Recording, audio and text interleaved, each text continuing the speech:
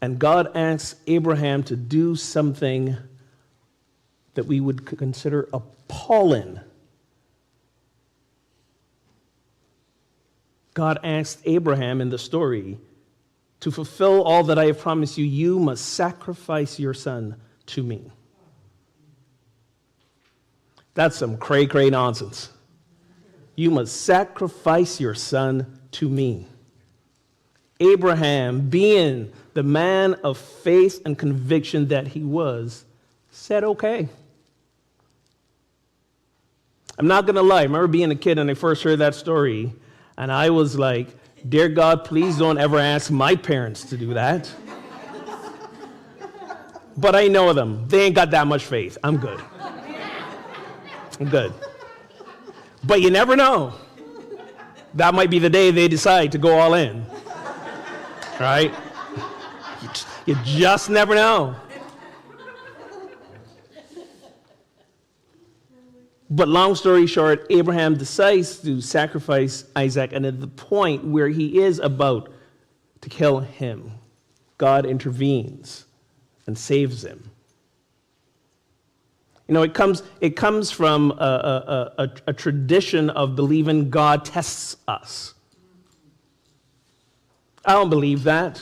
We don't believe that in unity, because God's not the thing or a person or the puppet master out there seeing if we are loyal. No, that's not what it is. What it is for us is people who believe that God, Spirit, love is simply the presence that stands under anything and everything and flows into and as us, is again, we have this opportunity, we have this invitation to step up into higher awareness, to step up into our purpose, and we can say yes, or we could say no. And when we say yes, and we step into it and find that inner peace, great. And when we say no, we know we're not going to do that. That's not what's going to happen. Life is not going to reward us to the fullest that it possibly can. So we say yes, and the yes demands a sacrifice. What does that look like? What does that even mean? Let me give you some examples. So for example, if you get that call to purpose, to be creative, whether it's art, music, whatever, and you decide you need to share this with the world, you know what you're going to sacrifice when you share it with the world? You're going to sacrifice a little bit of your privacy. Why? Because people are going to know you and want to know you. When you decide that your purpose is to bring life into this world and become parents, you know what you're sacrificing among a lot of other things? A good night's sleep. Say goodbye to that for a few years. Even when they become teenagers. You're probably sleeping less when they're teenagers, if you don't know where they are. You sacrifice. Let's see what else we got. Oh, when we collaborating with others. You know what we sacrifice in order to collaborate and co-create something amazing? We sacrifice power and control. Some of us don't like sacrifice and control. No names called, no fingers pointed. If our purpose is to heal others beginning with ourselves, we've got to sacrifice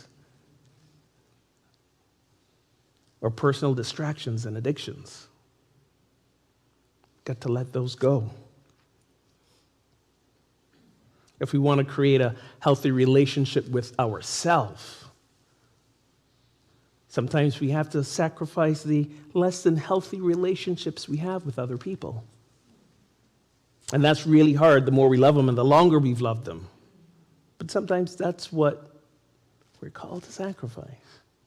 Sacrifice is the thing we have to do in all areas of our lives in order to grow.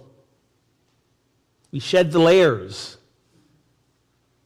so that more layers can be revealed. I was having a conversation with someone this week about that, and she said, it's like, I shed a layer and there's another one, and then there's another one, and then there's another one. And I said, you know what my theory is? My theory is that when you shed a layer, another little bulb pops up in the middle underneath. So there's just this perpetual cycle of layers and bulbs popping out, layers and bulbs popping up, and it never ends.